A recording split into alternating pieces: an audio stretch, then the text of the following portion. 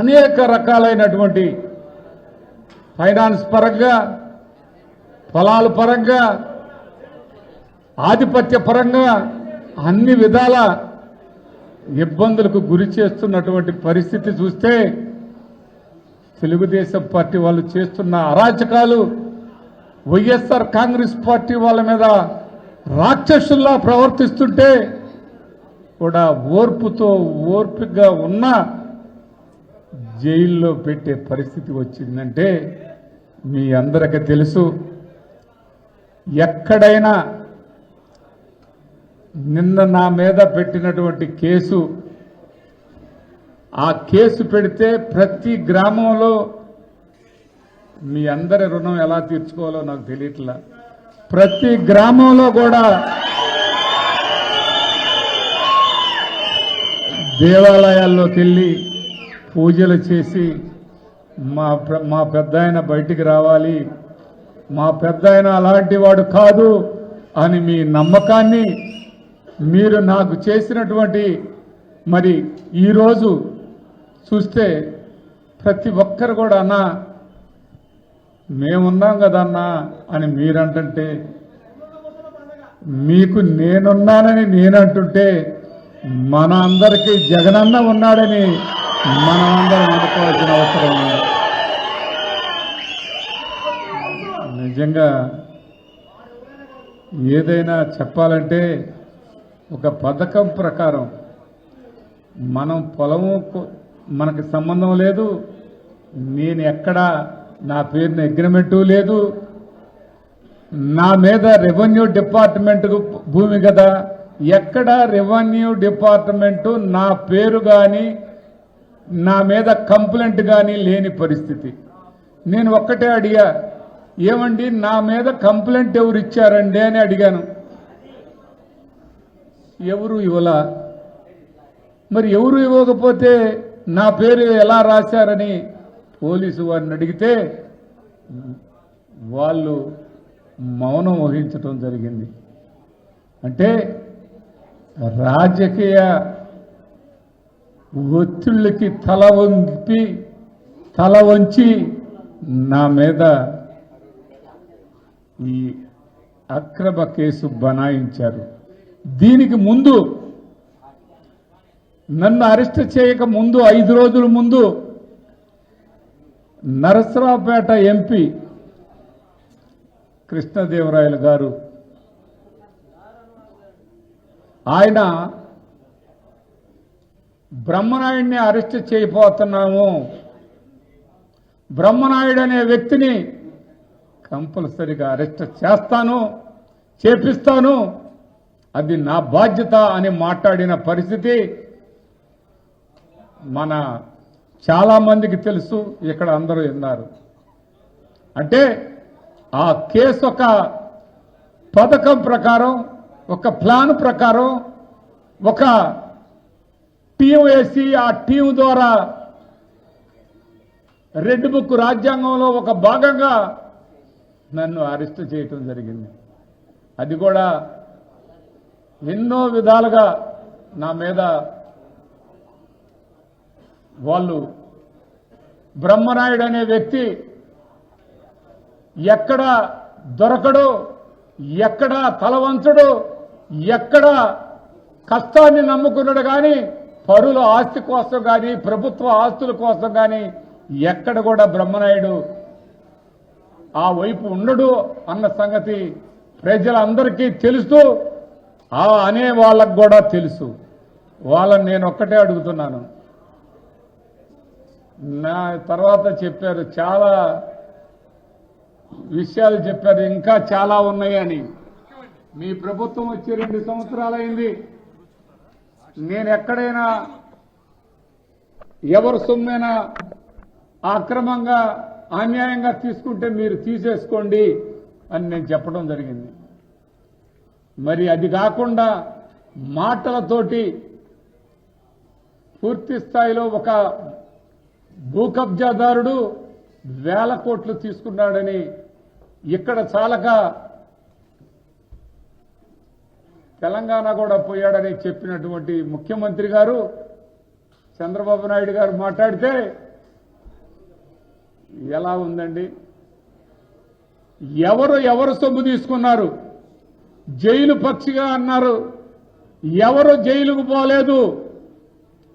అదే తిరిగి మిమ్మల్ని కూడా మరి మీ పరిస్థితి ఏంటని అడిగితే మీరు సమాధానం చెప్పాల్సిన అవసరం ఉంది. మరి మీరు ఏమి చూసి బ్రహ్మనాయుడు వేల కోట్లు సంపాదించాడని చెప్పారు? నాకేమన్నా లండన్లో, నేనేమన్నా సింగపూర్లో, నేనేమన్నా నాకు అక్కడ పోయేదానికి పాస్పోర్ట్ కూడా లేదు. నాకు అక్కడ పోయేదానికి పాస్పోర్ట్ కూడా లేదు. మీరు రోజు పోతారు, మీరు ఏడైనా దాచిపెట్టుకుంటారు, ఎక్కడైనా సంపాదించుకుంటారు. అలాంటి ఆశ కానీ, అలాంటి ఆలోచన కానీ, అలాంటి అవసరం కానీ ఈ బ్రహ్మనాయుడికి లేదని మరొకసారి సవినీయంగా మీకు తెలియపరుస్తున్నాను. అంటే ఈ కేసు వ్యవహారం అలా దాన్ని అట్లా పక్కన పెడితే కృష్ణదేవరాయలు గారు చెప్తాడు వినుకొండొచ్చి, ఆయన్ని నేను చూసుకుంటాను, ఆయన అన్ని విధాల అతన్ని పూర్తి స్థాయిలో అనగా తొక్కే కార్యక్రమం నాది అని ఆ వరుల్లో మాట్లాడాడు ఆయన. నేను ఒకటి అడుగుతున్నా, పరుల సొమ్ము బ్రహ్మనాయుడు తీసుకుండని మీరు చెప్తున్నారు కృష్ణదేవరాయలు గారు, ఎంపీ గారు. మీరు మీలాగా నేను నా తల వంచను, నా ప్రాణం పోయినా మీ కాడికి వచ్చి తల వంచే ప్రశ్నే లేదని ఈ సందర్భంగా తెలియపరుస్తున్నాను.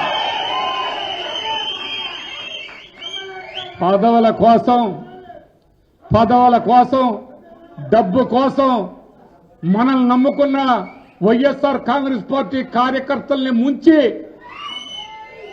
ఇంకొక పార్టీలోకి బ్రహ్మనాయుడు ఎప్పుడూ అట్లా పోడు. ఆ సమస్య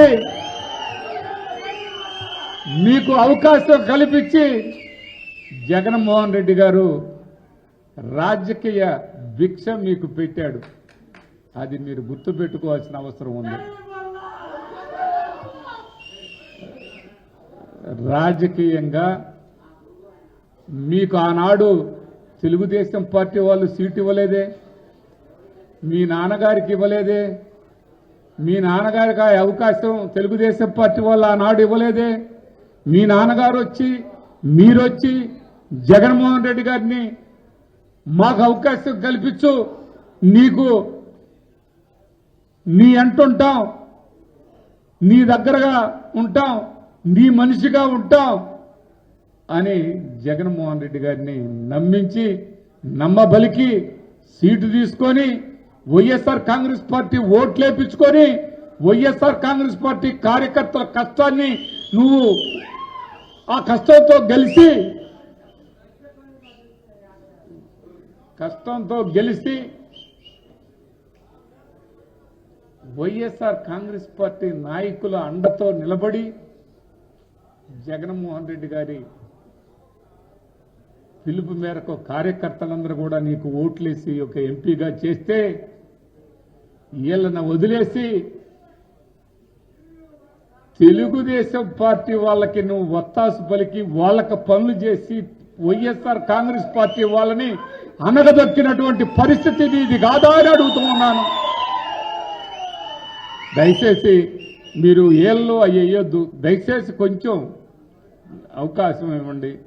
మనం మాట్లాడుకునే 2 మాటలే, ఇంకా 2 నిమిషాలే. వాస్తవంగా మనం చెప్పుకోవాలంటే ఇదే కృష్ణదేవరాయలు ఇదే కార్యకర్తల్ని ఇదే నాయకుల్ని మోసం చేసి వీళ్ళ కష్టంతో ఎంపీగా గెలిచి తెలుగుదేశం పార్టీ వాళ్ళకి పనులు చేసినటువంటి చరిత్ర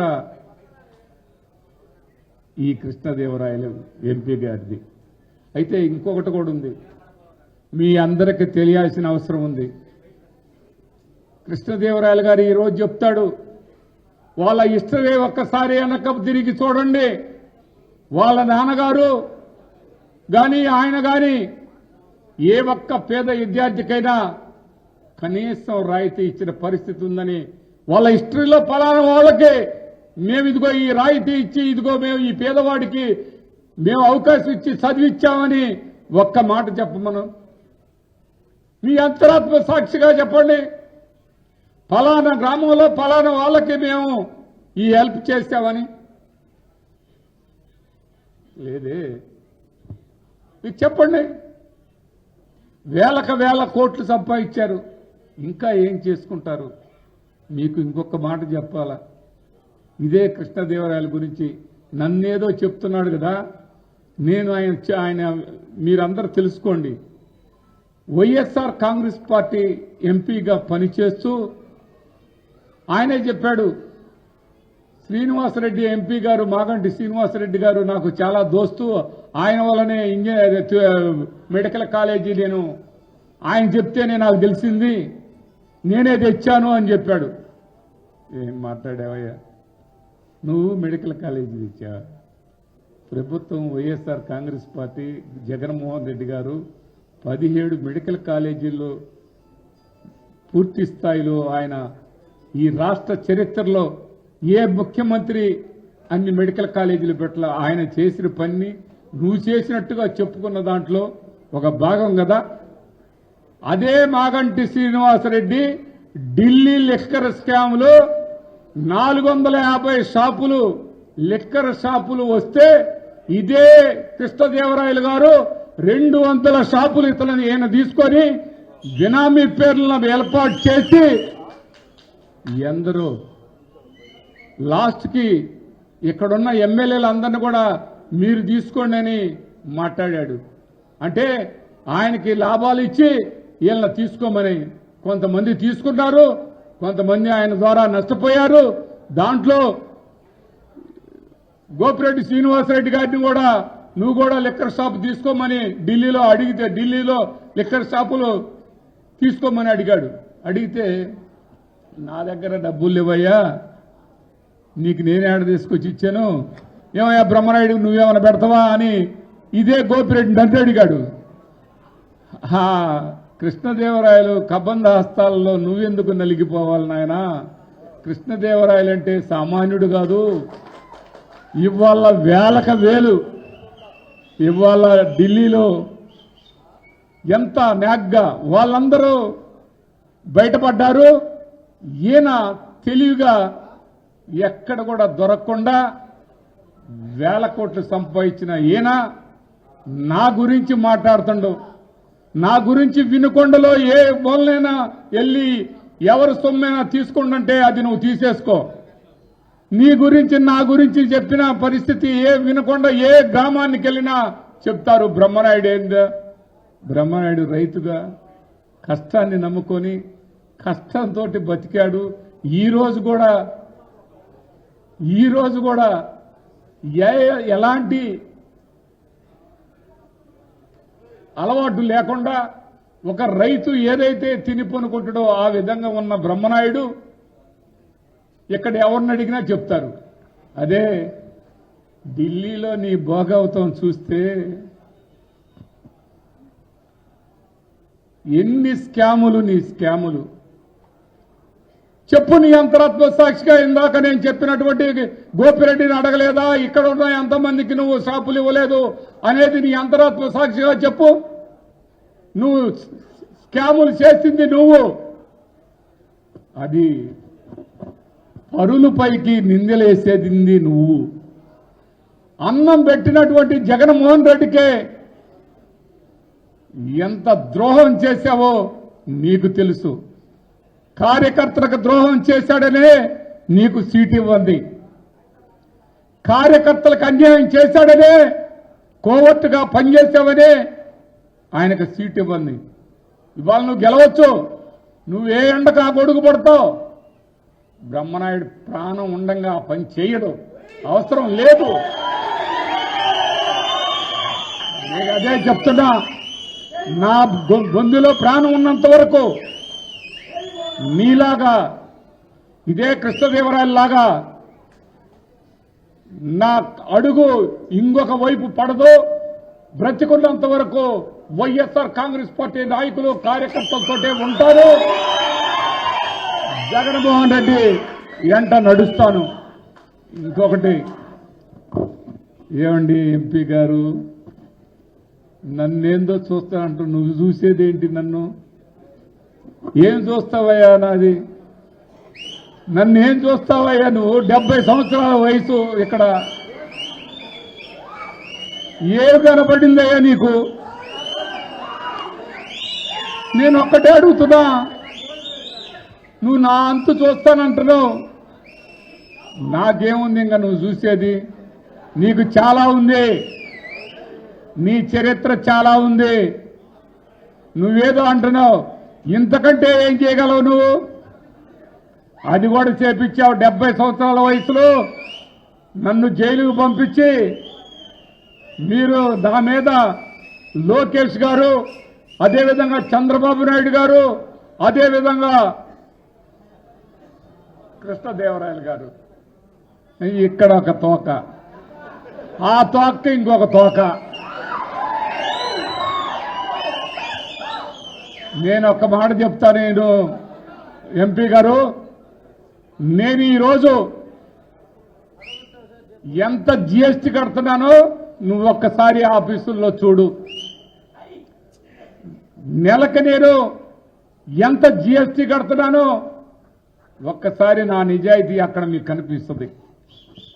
నా అడ్వాన్స్ ట్యాక్స్ మీకు కనిపిస్తుంది. కోట్లలో కట్టిన ట్యాక్సులు ఎక్కడ? నాకంటే 1000 కోట్ల ఆస్తున్న ఇదే మీ ఎమ్మెల్యే, నువ్వు ఇదే ఎంపీ గాని, ఇదే జీవీఎస్ ఆంజనేయులు గాని, ఇదే పక్కన మల్లికార్జునరావు గాని ఎక్కడ జీఎస్టీ కట్టారో ఒక్కసారి చెప్పమనండి.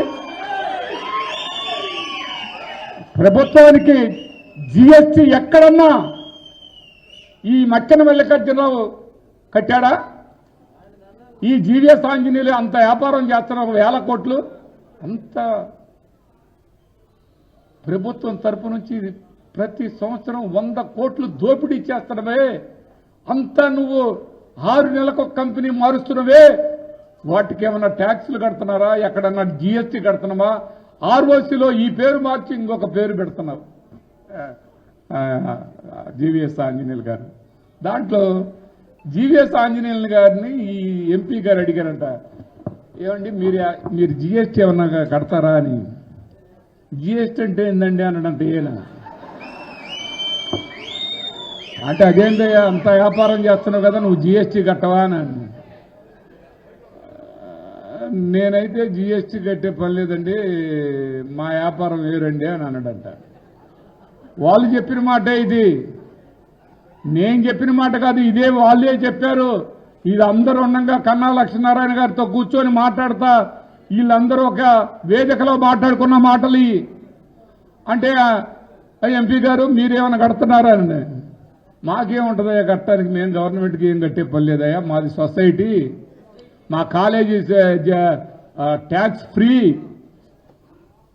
ట్యాక్స్ ఎగ్జామ్షను, మేము పేదవాళ్ళకి సహాయం చేస్తున్నాం, పేదవాళ్ళకి మేము విద్య అందిస్తున్నాం, ఎంతో మంది పేద విద్యార్థులకి అవకాశం కల్పిస్తున్నామని ఈయన ఎంపీ గారు చెప్పాడు. ఎంపీ గారు చెప్పినాక అయితే ఇప్పుడు పక్కనున్న ఆయన అన్నాడంట, అయితే దొందేనా గవర్నమెంట్కి టోపీ పెట్టడమేనా అని. అంటే నిజాయితీగా నిబద్ధతగా బ్రహ్మనాయుడు జీఎస్టీ కడతా ఉంటే ఒక లారీలో పెరుగు బదులు పాలు అని రాస్తుండని చెప్పి ఇదే అడ్రోడ్ కాడ నా లారీ మొత్తం దించి ప్యాకెట్లు చూసుకున్నారు. పెరుగు అయితే 5% ట్యాక్స్ కట్టాలి, జీఎస్టీ కట్టాలి. పెరుగు ప్యాకెట్లని పాల ప్యాకెట్లుగా తీసుకుపోతుండేమోనని చెప్పి వీళ్ళు దింపించారు. ఇక్కడున్న నిజాయితీ పరుడని చెప్పుకునే మక్కిన మల్లికార్జునరావు గారు, ఇక్కడ ఆంజనేయులు గారు దింపిస్తే ఒక్క ప్యాకెట్ కూడా, ఒక్క ప్యాకెట్ కూడా అలాంటి ట్యాక్స్ లేకుండా చేసిన పరిస్థితి లేదు. మళ్ళీ ఎత్తండి, మీరు మీ ఖర్చుతో మళ్ళీ లోడ్ చేయాలని మేము ఆఫీసర్లు అడగటం జరిగింది. పొరపాటు అయిందండి, ఈసారి దించిస్తే మేమే కడతామని అన్నారు. అలాంటి వీళ్ళు బ్రహ్మనాయుడు భూ కబ్జాలు చేశారంటారా? ఇప్పుడు మీకు అందరికీ ఎంపీ గారు ఎక్కడ ఇన్కమ్ ట్యాక్స్ చూపిమనండి, ఎంత ట్యాక్స్ కడతాడో. మీ బిజినెస్ లో నుంచి నువ్వు ఢిల్లీలో చేసిన బిజినెస్ కి అది అంతా లోకల్ పేర్లను పెట్టి లోకల్ బలి చేశారే కానీ వాళ్ళు ఎక్కడా దొరకరు, ఎక్కడా ట్యాక్సులు కట్టరు. వాళ్ళు మా గురించి మాట్లాడతారు, నీతి నిజాయితీ గురించి. మీరు ఒక్క పని చేయండి ఎంపీ గారు, మీరు జగన్మోహన్ రెడ్డికి ఎన్నుపోటు పొడిచారు. మీకు లేకపోతే మీరు హేడా ఎంపీ, మీకు ఏడుంది ఎంపీ అనే పదవి? ఆయన ఎన్నికడి తిరిగి మీ నాన్న ఎన్ని కష్టాలు పడి అది తెచ్చిపెట్టాడు. తర్వాత నువ్వు నీ స్వార్థంతో నువ్వు చేసిన పనులు వైఎస్ఆర్ కాంగ్రెస్ పార్టీ నాయకులందరికీ తెలుసు. మేము అలాంటి పనులు చెయ్యం. నువ్వు నన్ను చేసేయాలంటే నేను సిద్ధంగా ఉన్నాను, ఎంతకంటే ఏమి చేయలేవు, దానికి సిద్ధంగా ఉన్నాను. నా కోసం కార్యకర్తలు ప్రతి గుళ్ళో బేలు రావాలని చేసినటువంటి ప్రతి కార్యకర్త, ప్రతి వాళ్ళకి శిరసు వంచి మరొక్కసారి నమస్కారాలు తెలియపరుచుకుంటున్నాను. ఈరోజు నా కోసం దాదాపుగా నరసరావుపేట నుంచి 4 గంటలు జర్నీ, 5 గంటలు ఈ కళ్యాణ మండపం కాడికి వచ్చేవారికి టైం పట్టింది. మీ అందరికీ మరొకసారి నా కృతజ్ఞతలు తెలియపరుచుకుంటున్నాను.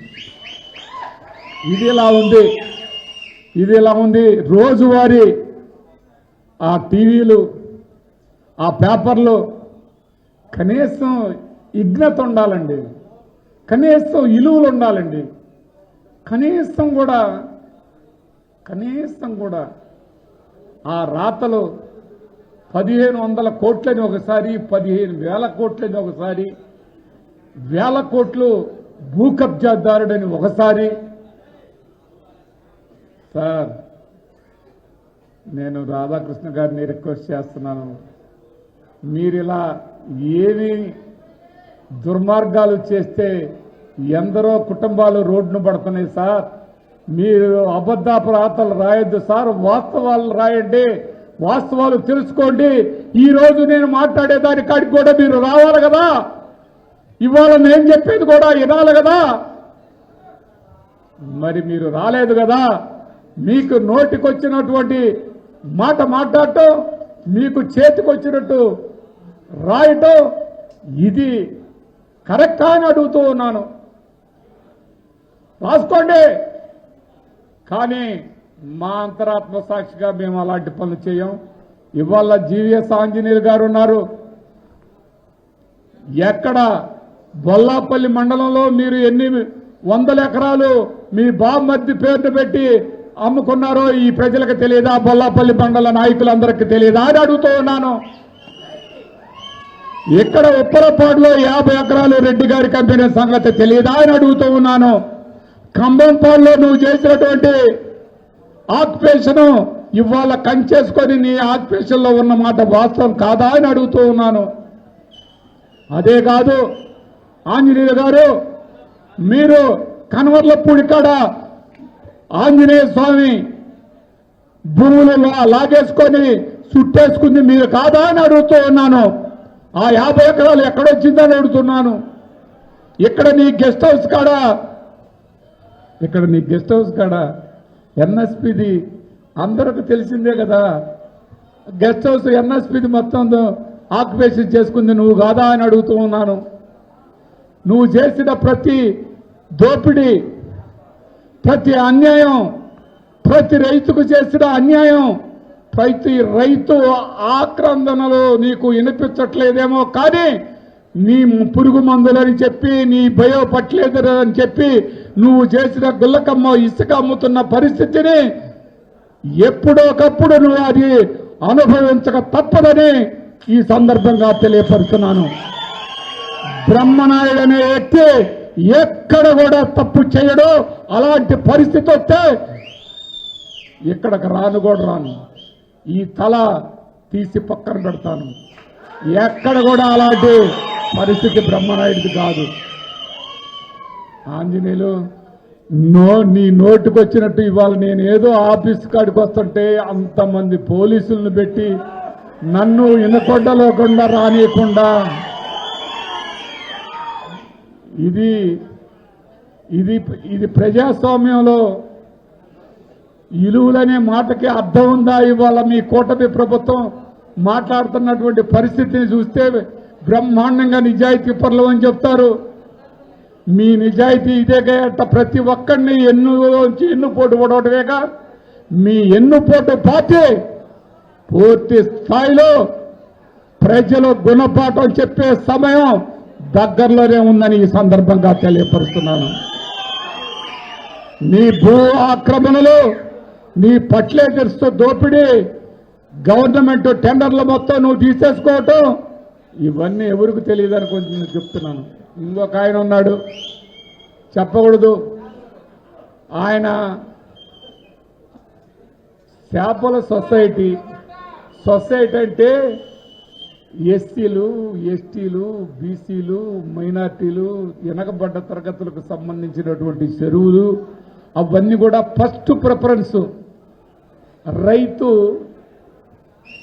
కుటుంబాలకు సంబంధించి మంచినీరుకి, తాగే నీరుకి ప్రాధాన్యత ఇవ్వాలి. ఆ చెరువులు 1, 2 సాగునీరుకి ప్రాధాన్యత ఇవ్వాలా, 3 ఎస్సీ ఎస్టీలు పేదవాళ్ళకి చేపలు పట్టుకునే దానికి అవకాశం కల్పించాలా. ఈ వినుకొండ నియోజకవర్గంలో ప్రతి చేపల చెరువు, ప్రతి చెరువు ఒక సొసైటీగా మొత్తాన్ని కలిపి చేసి ఆ సొసైటీకి మీ మేనమావని ప్రెసిడెంట్గా చేసినటువంటి నీచ చరిత్ర నీది కాదా అని అడుగుతూ ఉన్నాను. నువ్వు కాదా తీసుకుందని అడుగుతున్నాను. అది మోసం కాదా? అది ప్రజల సొమ్ము కాదా? ప్రజల్ని దోపిడీ చేయటం కాదా అని అడుగుతూ ఉన్నాను. ఇలా దోపిడీ చేస్తా దొంగే దొంగ దొంగ అన్నట్టు మీరు మమ్మల్ని మాట్లాడుతుంటే మీరు ఆకాశం వైపుకు ఉప్పేస్తే అది మీ మీదే పడిద్దన్న సంగతి, మీ ముఖం మీదనే పడిద్దన్న సంగతి మీరు గుర్తు చేసుకోవాల్సిన అవసరం ఉందని ఈ సందర్భంగా తెలియపరుస్తున్నాను. మా ఊర్లో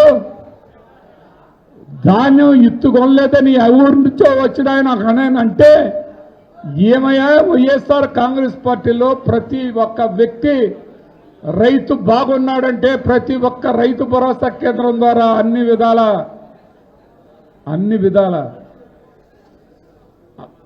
ఖరీదు చేసి డబ్బులు ఇచ్చిన ప్రభుత్వం వైఎస్ఆర్ కాంగ్రెస్ పార్టీ ప్రభుత్వం అని ఆనాడు నేను చెప్పాను.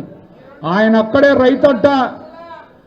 ఇదే ఈయన ఈ చేపల చెరువులు ఆయన చెప్తుడు, రోజు ఒక ఏసు వేపిస్తాడు. ఇవాళ సొసైటీలన్నీ దోపిడీ చేస్తాడు. ఆ సొసైటీలో మరి అదే బ్యాంకుకు చైర్మన్గా వచ్చి కన్నం వేస్తా ఉన్నాడు. ఆయన నీతి గురించి మాట్లాడుతుండండి. ఆయన గురించి ఎక్కువ మాట్లాడితే మన గౌరవం తగ్గిపోద్దండి. ఆయన ఆ పెద్ద కంచెర్ల, ఆ చెరువులు అవన్నీ మాది కాదు. ఆ చరిత్ర మీ మావ పేరుని పెట్టుకొని మీరు దోపిడీ చేస్తున్న చరిత్ర నాది కాదే.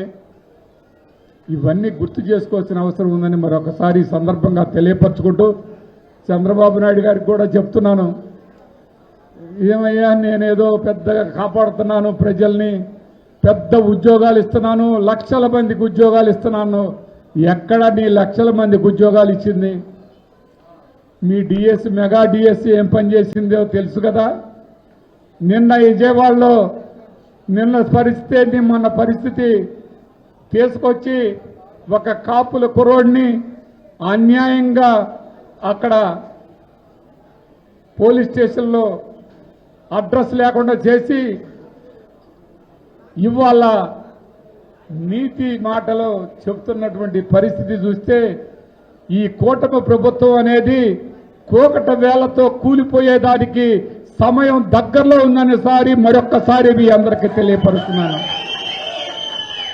ఇది అంటే ఇంకా మిమ్మల్ని అందరినీ మీ ఓపికని ఓర్పుని మీకు ఫైనల్గా మన జగన్మోహన్ రెడ్డి గారు ఒక్కటే చెప్తున్నాడు, ఇవన్నీ ఏ విధంగా రోజు ఒకరి మీద కక్ష తీర్చుకోవడానికి గొంతు మాట్లాడితే ఆ గొంతుని నొక్కేదానికి ప్రయత్నం చేస్తుంది ఈ కూటమి ప్రభుత్వం. ఎవరైతే మాట్లాడితే ఆ మాట మాట్లాడకుండా ఉండేదానికి వాళ్ళ జైలు పాలు చేస్తుంది. ఏ ఒక్క సోషల్ మీడియా వాళ్ళని స్వేచ్ఛ అనేది లేకుండా చేసింది. వాళ్ళకు ఒక న్యాయం, వైఎస్ఆర్ కాంగ్రెస్ పార్టీ వాళ్ళైతే మరొక న్యాయం. ఇలాంటి పనులు చేస్తున్నటువంటి చంద్రబాబు నాయుడు గారు మాటలు చెప్పి లక్షల ఉద్యోగాలు ఇచ్చానని చెప్పాడు, కానీ ఎక్కడన్నా ఇచ్చాడా? ఇవాళ ఇండస్ట్రీలు ఓ అని వస్తున్నాయని చెప్తున్నావు, ఎక్కడ ఇండస్ట్రీ పెట్టావని అడుగుతూ ఉన్నాం. మీ ఇండస్ట్రీ చెప్పండి. మీరు 2014 నుంచి 19 వరకు ఎన్ని ఇండస్ట్రీ పెట్టారు? ఇప్పుడు ప్రభుత్వం వచ్చి 2 సంవత్సరాలు అయింది. ఏ ఇండస్ట్రీ వచ్చింది? లక్షల ఉద్యోగాలు అని చెప్తున్నారు. ఎక్కడండి మీ లక్షల ఉద్యోగాలు? అదే వైఎస్ఆర్ కాంగ్రెస్ పార్టీ జగన్మోహన్ రెడ్డి గారు ముఖ్యమంత్రిగా ఉన్న టైంలో ఒక్కసారిగా 1,30,000 ఉద్యోగాలు కల్పించినటువంటి ఏకైక వ్యక్తి, భారతదేశంలో ఏ రాష్ట్రంలో జరగనటువంటి ఒకేసారి 1,30,000 ఉద్యోగాలు ఇచ్చింది ఒక్క జగన్మోహన్ రెడ్డి గారి పాలనలోనన్న సంగతి ఈ సందర్భంగా తెలియపరుస్తున్నాను.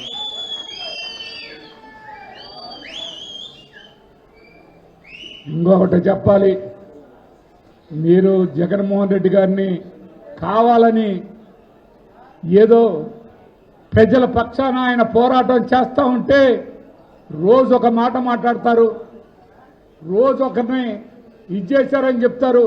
ఆయన చెల్లెల గారిని చేశాడా, ఆ చెల్లెల గారు ఆయన దగ్గర యాంటీ చేస్తుందని చెప్తారు. ఈయన తమ్ముడు లాస్ట్ వరకు ఉంది, గెలిచింది కాంగ్రెస్ పార్టీలో కాదా ఎమ్మెల్యేగా? నారా చంద్రబాబు నాయుడు గారి తమ్ముడు రామ్మోహన్ నాయుడు గారు ఎక్కడ గెలిచాడయ్యా? నువ్వేదో రామ్మూర్తి నాయుడు గారిని కౌగులించుకున్నావంటయ్యా, ఇవాళ ఆయన కొడుకుని ఏమన్నా నువ్వు కౌగులించుకున్నావంటయ్యా? నువ్వు ఇదైతే అట్లా, ఎవరిదన్నైతే ఇట్లా. ఈ విధమైనటువంటి ఆలోచనని మానుకోవాలని ఇక్కడున్న ఇనకొండలో ప్రతి ఒక్కరూ ఎవరు అభివృద్ధి చేశారనే దాని మీద మీరు ఏ రోజు చర్చ పెడితే ఆ రోజు మీరు అరేంజ్ చేయండి. మీరు అధికారంలో ఉన్నారు, ఆంజనేయులు గారు, మీరు అధికారంలో ఉన్నారు. మీ ఇంటికాడ పెడితే రమ్మంటే నన్ను వస్తా, నేను వస్తా. మీ పోలీసులకు చెప్పు, నేను మీ ఇంటి దగ్గరకు వచ్చి కూర్చొని మాట్లాడతాను. లేదు శివయ్య స్తూపం కాడికి రమ్మంటే వస్తాను. మీరు ఎవరు ఏం చేశామో అక్కడ మాట్లాడదాం. ఎవరు భూములు ఆక్యుపేషన్ చేశారో అక్కడ తేల్చుకుందాం. మీ ఆంజనేయులు ఒక్కడే కాదు, నువ్వు మల్లికార్జునను ఆయన ఎంపీ గారిని కూడా పట్టకరండి. ఆయన కృష్ణదేవరాయలు గారిని కూడా తీసుకొచ్చుకోండి. నేను ఒక్కటే వస్తాను, మళ్ళా రెండో మనిషి కూడా అవసరం లేదు. ఎవరు ఏం చేశారో అన్నది మనం అక్కడ కూర్చొని మాట్లాడుకుందామని మీకు ఈ సందర్భంగా తెలియపరుస్తున్నాను. ఎనీ టైం మీరు ఎప్పుడైనా సరే ఏ టైంలో రమ్మన్నా ఆంజనేయులు గారి ఇంటికాడికి రావడానికి నాకు ఎట్టి పరిస్థితుల్లో నాకు ఇబ్బంది లేదు. నేను వస్తాను. మీరు టైం చెప్పండి, రోజు చెప్పండి, నేను అక్కడ వచ్చి కూర్చొని మీరు ముగ్గురు రండి. మీరు ఏం చేశారు, నేను ఏం చేశాను, మీరు పొలాలు మీరు ఏమో ఆక్యుపేషన్ చేశారు, నేనేమో ఆక్యుపేషన్ చేశాను అన్నది అన్ని తెలుసుకుందాం. ఒక జడ్జిని పిలవండి, రిటైర్డ్ జడ్జిని పిలవండి, ఆడ కూర్చుందాం, ఆడ తెలుసుకుందాం అని ఈ సందర్భంగా మీకు తెలియపరుస్తున్నాను. రెడీ మీరు రెడీ అయితే నేను రెడీ. మీ ఎంపీని తీసుకొచ్చుకోండి. ఆయన పిహెచ్డీ చేశారు అంటుండు, ఈయనేమో ఈ మక్కిన మల్లికార్జునరావు ఇంకా పెద్ద పిహెచ్డీ చేశారు అంటుండు, ఈయనేమో అంతా ఇంగ్లీషేనని చెప్తుండు. బ్రహ్మనాయుడు ఏలుముద్ర, నేను ఏలుముద్రే, రండి, నేను వ్యవసాయదారుండే, తేల్చుకుందాం. ఇది మీకు నేను ఈ సందర్భంగా సూటిగా తెలియపరుస్తున్నానని మరొక్కసారి ఈ సందర్భంగా తెలియపరుచుకుంటూ, ఎవరు నిజాయితీగా ఉన్నారు, కృష్ణదేవరాయల నిజాయితీ ఏంటి, బ్రహ్మనాయుడు గారి నిజాయితీ ఏంటి. First round. రెండో రౌండ్ మీడియా, మీ మీడియా మొత్తాన్ని పిలవండి, మీ ఎల్లో మీడియాని మొత్తం పిలుచుకోండి, నాకేం అభ్యంతరం లేదు. రెండో రౌండ్ జీవీఎస్ ఆంజనేయులు, మూడో రౌండ్ ఇంకొక ఆయన మల్లికార్జునరావు గారు. మీరు ఇంకా ఎవరంటే మీ లొకేషన్ తెచ్చుకున్నా నాకైతే అభ్యంతరం లేదు. నాకు ఇంతకంటే ఏముంది, నా దగ్గర పోయేదే ఉంది చెప్పండి. నాది ఏదైనా ఉంటే తీసేసుకోండి. వాడు చెబుతుంటే ఇల్లు కూడా మాదేనని ఉంచుకోండి.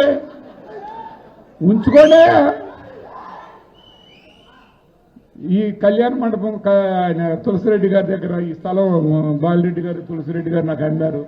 అది కూడా మీకు ఏదన్నా లాక్కున్నారంటే లాక్కోండి. ఇవన్నీ కూడా మనం కూర్చొని మాట్లాడుకుందాం. ఎంపీ గారు మీరు ఎక్కడెక్కడో మాట్లాడటం కాదు, ఢిల్లీలోనే కూర్చుందామన్నా అక్కడికి రెడీ. నీ చరిత్ర ఏందో నా చరిత్ర ఏందో, నేను ఎక్కడి నుంచి వచ్చానో నువ్వు ఎక్కడి నుంచి వచ్చావో, నువ్వు ఎలా వచ్చావో నేను ఎలా వచ్చానో, నువ్వు ఏ విధంగా ఇవాళ నువ్వు బ్రిటిష్ పాలనలో మనోళ్ళు పోయి వాళ్ళ కాడికి పోయి కూర్చొని ఏదో పదవి ఇస్తారంటే తీసుకున్న పరిస్థితి బ్రహ్మనాయుడు కాదు. ఏ పదవైనా ఐ డోంట్ కేర్, నాకు పదవి కోసం లేదు, నేను నిజాయితీగా ఉంటాను. మీలాగా ఆయన ఇంకొక ఆయన ఉండ, ఆయన ఇటు పోయి అటు పోయి బ్రహ్మనాయుడు ఆ పార్టీలో పోయిండు ఈ పార్టీలో పోయిండు. ఏ పార్టీలో పోయాను ఒక్కటే చెప్తున్నా, ప్రజారాజ్యం పార్టీ నేను ఫస్ట్ పోటీ చేశాను, ఆ పార్టీ ఆపేశారు.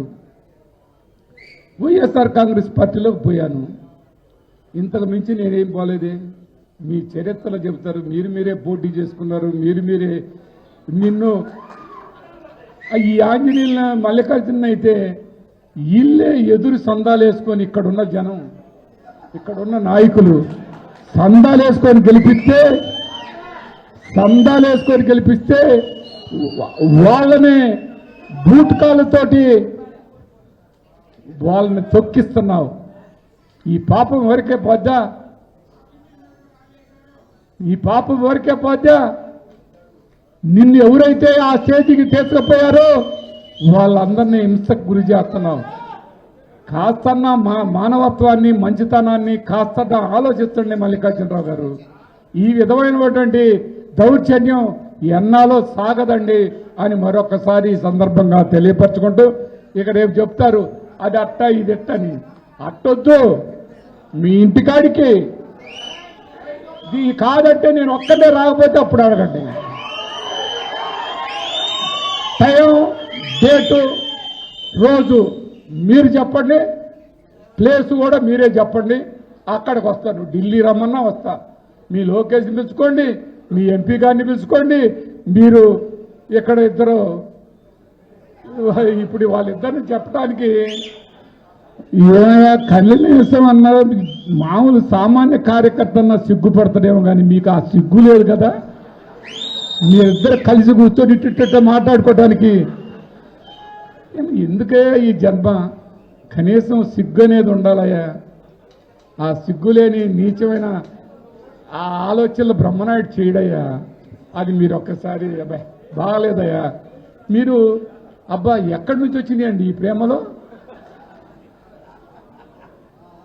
బ్రహ్మనాయుడు కాడికి వచ్చేవారికి మీ ప్రేమలు వచ్చినాయా?